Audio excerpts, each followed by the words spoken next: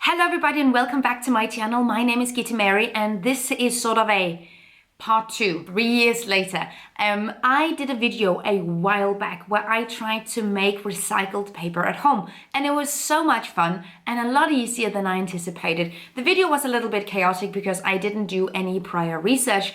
I just started making paper. Chaotic. Anyway, it was a lot of fun. I learned a lot about the process, and now I want to do like a continuation of that video because I have a new recycled paper project in mind. Over the last few weeks, months, I have seen paper pulp furniture, paper pulp interior and decor, especially on Instagram, Pinterest, TikTok, etc. I follow a lot of interior decor channels and they show a lot of these products that are based on paper pulp, both vases, chairs, coffee tables, all kinds of things, lamps, all kinds of things. And I have sort of researched, because I love the look of it, I've sort of looked online what these products usually go for. They are super expensive, like hundreds of dollars for paper pulp material. It seems crazy to me that a material that is so cheap to produce will end up becoming so expensive. So what I'm thinking happens here is that the material costs next to nothing to make. I'm also theorizing that the people actually making these products are also not really getting paid. So the majority of the money not going towards production, which would make, when it's paper pulp material, assumingly around 98% of the price of that product you're paying is going directly into the pockets of people that are already pretty wealthy. When I look at these things, I just think to myself, I can make that at home. I'm not a crafty bitch. I am really not. I go into projects all too quickly without any knowledge and any sort of overview of the steps that we will be taking. And I'll try to do better in this video actually and see if I can just prepare just a little bit more, because I have a feeling like when it comes to the sculpting part, I will need to be patient. So let's get started.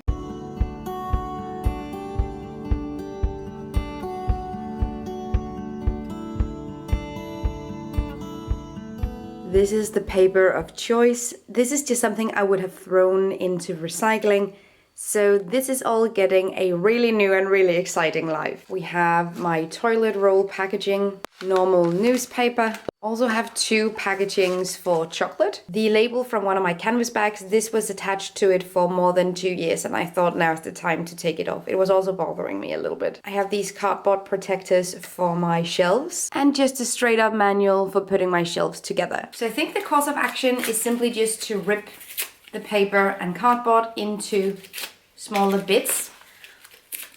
Yeah, I also just put some water into my kettle because last time I did this, I think I just used cold water, and I think the process is going to work a lot faster if I use boiling water or just like warm water. So that's what we're going to do.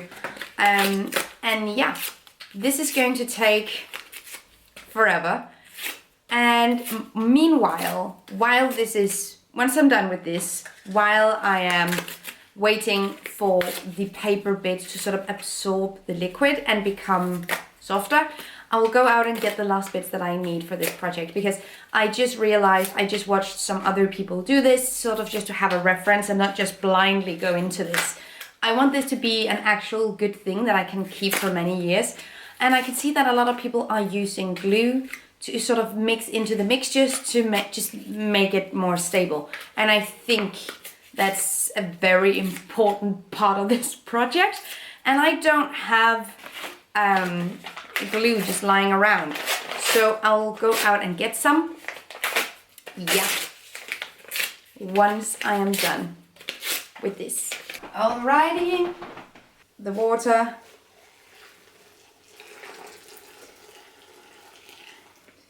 There we go. Now I'll simply just stir the most disturbing soup of all time.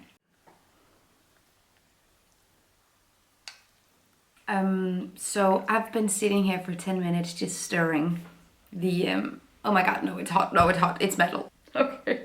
Anyway, it is so mesmerizing to just sit here and just stir this. And I have to head out the door now because I actually have things to do, but it's giving forbidden oatmeal. Anyway, we're gonna let this cool down and I'll head out the door to see if I can find the glue. And then when I come back home. And this has cooled down, specifically not touching the bowl of metal with boiling water in it. We will start to process it. I think I used the blender, but I think this time I'll use an immersion blender instead. I think that's gonna work way better. Technically speaking, you should have a separate appliance just for like paper related projects. But I think if you just do it once, it's okay. The water is cooled off. The mixture is soft. I have the immersion blender here. This always feels like an episode of Jackass. I don't know, every time I blend something that's not food, I feel like I'm doing something illegal, but nonetheless, let's see how this works.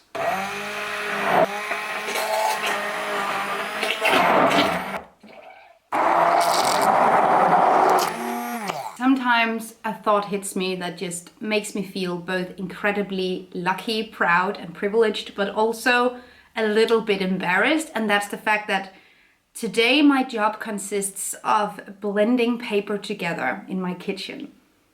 That's just my job today. I don't know, it feels weird. Okay, it took about 10 minutes perhaps. It was a little bit difficult to get the last bits, but this is sort of where we're at right now. So we need to add some things here. So I got the glue. This is in plastic. I know it's absolutely silly. But I don't know if the homemade type of paste works the same way. And I thought might as well get like a big container, because a big container is better than buying several small containers over time. So this way I have enough glue for whatever projects I end up committing to. And then we'll need flour and salt. Salt, I guess, to sort of stabilize, preserve, I guess, flour to take out some of the moisture. It's getting messy. Should I put something out on the table so I don't make a big mess on my table? Yes, I put something on the table, just more cardboard. I'm going to try and mix these now. So I have my flour. Again, what are measurements really but numbers that are holding you back? The majority of the DIYs I've seen said about a cup worth, which seems like a lot. I don't know. But once again, This feels so wrong. The texture hasn't changed a whole lot. It's just gotten, honestly, a little bit purple. But yeah, the texture is pretty much the same. So I think we're just gonna add more of everything. The thing holding everything together and more flour. This is very satisfying. Definitely something that doesn't have a lot of integrity on its own. Of course, we will need this to dry, and I think it takes a few days for stuff like this to dry. But I still think it needs a lot more flour to sort of have that texture where you can sculpt with it, because like this, it's just falling apart. We're using the flour that I have. If we need more, I'm kind of screwed. This is so messy. I think I should have waited and kept going with the spoon. This is silly. We're gonna go back to the spoon, so I'm just going to...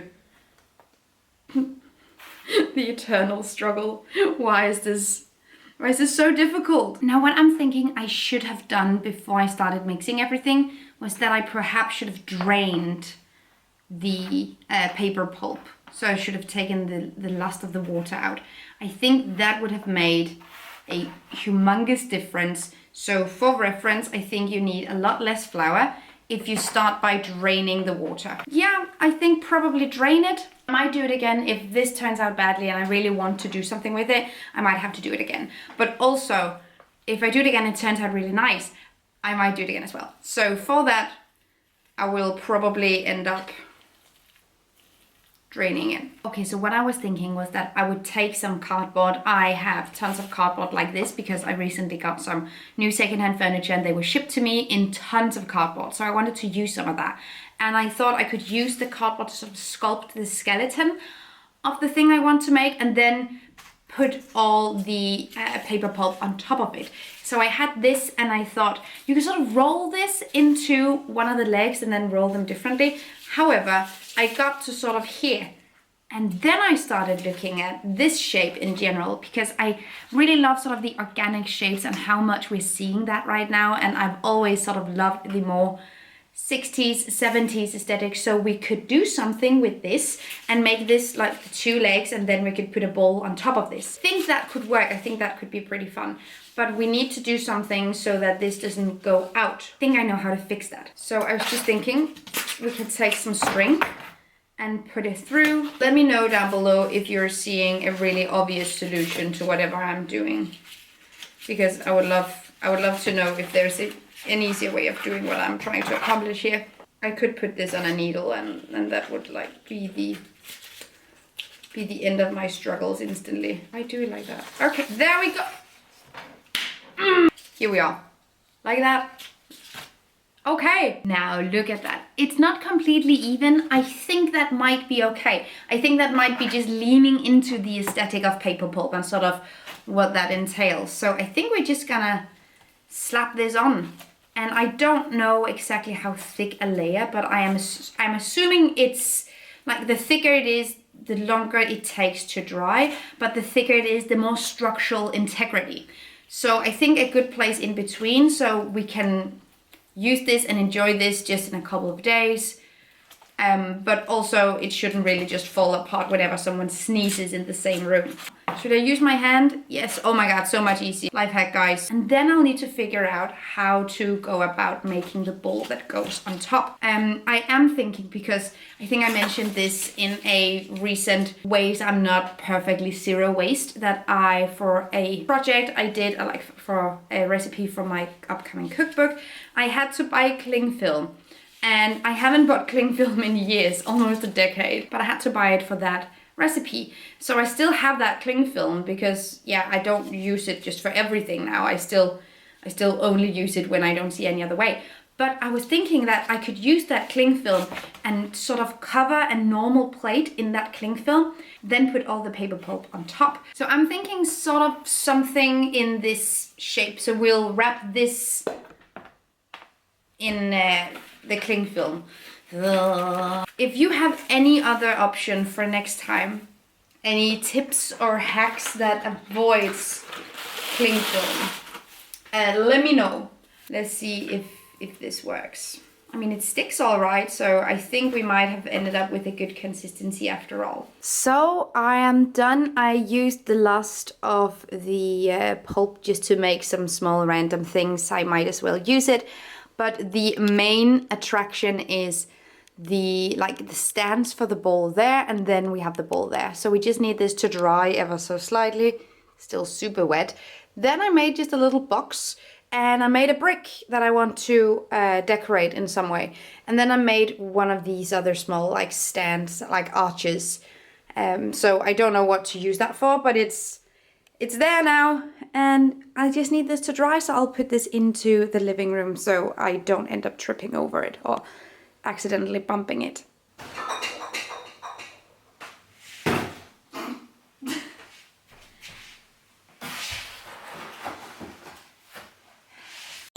Okay, so this is sort of where we are now. I can see when some of this paper pulp is drying, it is shrinking a little bit, I think, so it has pulled apart some of the material, but I think we can fix this after the fact, both with paint and some filler, and yeah, I think we can fix it. Now the main thing here is that this needs a lot more time to dry. So we have some spots where you can actually see it pretty well here, I think. So this is completely, like, you can hear it, it's dry, but this piece, it's softer. And on the back it's even worse, it's actually still a little bit wet. So I think at least 24 hours more to dry. This brick that I made, I honestly really love. When we're starting to sand him down, it's a him now, deal with it. I can paint it, and I can paint tons of small fun things on it and use it as a little like extra step for some of my plants so they can reach the light better. But the thing I'm most excited about is the main project. And for the main project it was a really good thing that I did this thing with the string, by the way, because now it stands like this, it's perfect. This other one I set out to dry without a string, and this is what happened.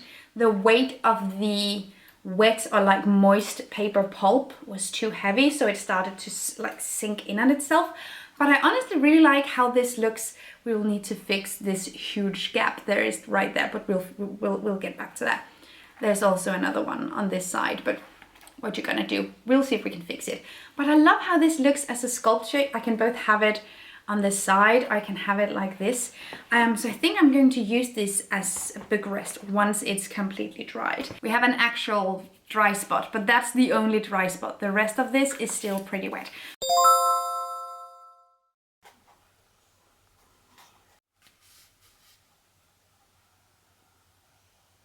So, full disclaimer, I started this project on Wednesday and it is now Sunday.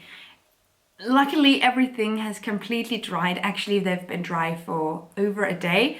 So everything is pretty dry at this point and completely solid. So we have the little box. Already started doing this a little bit. So I have these projects that do not have any filler in them at this point. I am just using the filler that I use on my walls to cover up small holes from nails and screws. Sort of just use the same thing. It takes about 24 hours to completely dry. However, I already did this with the main project, so I could show you what it looks like now. Okay, yeah. So I used the poly filler in the middle and around the base to attach it, and then I let it dry for 24 hours. So now this is where we are, and we're basically ready to paint it. I do have some sandpaper. I have a very coarse one, and then I have a very fine one. And we're just gonna sand them down to make sure none of these sharp edges are left. When this paper pulp dries, it's incredibly sharp. So we do need to sand everything down. It's gonna make a huge mess.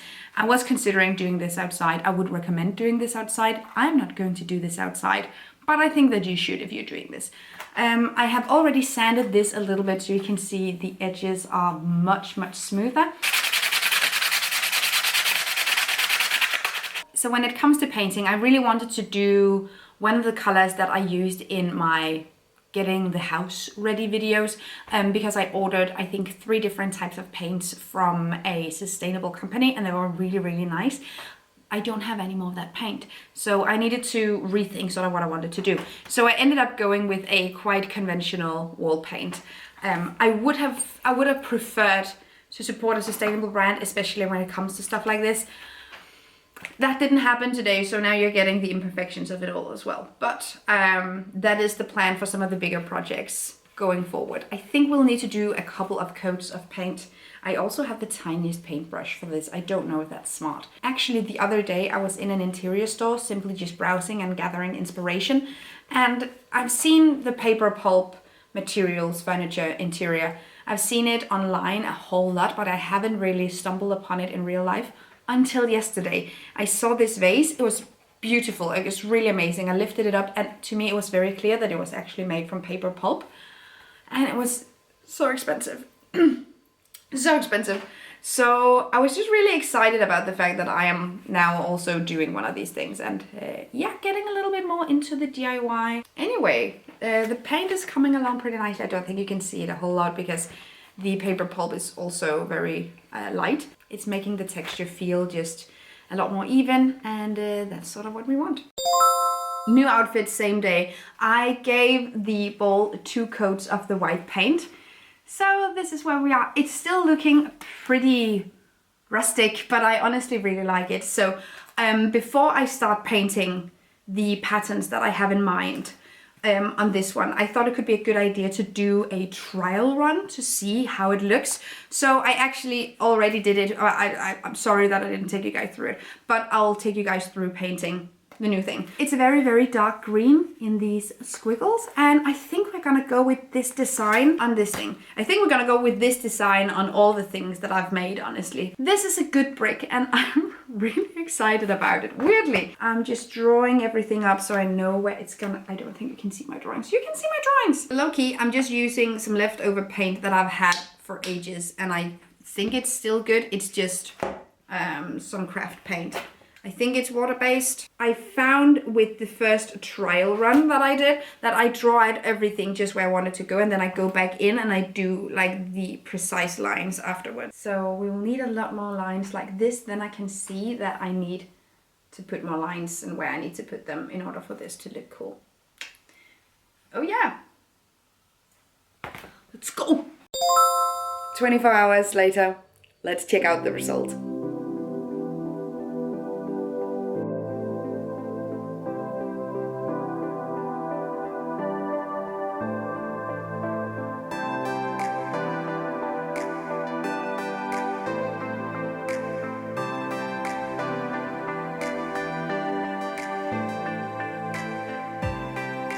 So this is the final result.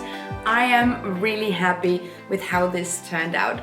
I actually showed this to one of my friends yesterday and he said that it was quote unquote not ugly, but also not beautiful. And honestly, that is the balance that I think is super interesting. I wanted to make something that was intriguing or just, curious, and not so much super beautiful, because I feel like that fits into my aesthetic in this flat a whole lot. So this is the final result. I made this from paper, and you can too. This is not the last thing I make from this material. I think it was so much fun to work with. I really want to make something a little bit bigger, perhaps like a little stool or like a little table or something. Let me know down below if you want to see me try to do this again and sort of work on the formula a little bit and how this is done. But this is for a first attempt. I'm honestly really happy with how this turned out. That was it for this video. Thank you so much for watching. I hope that you liked it. If you did, leave me a comment down below and let me know how you like the final result. Is it something you would want in your home, or is it something you would throw away instantly?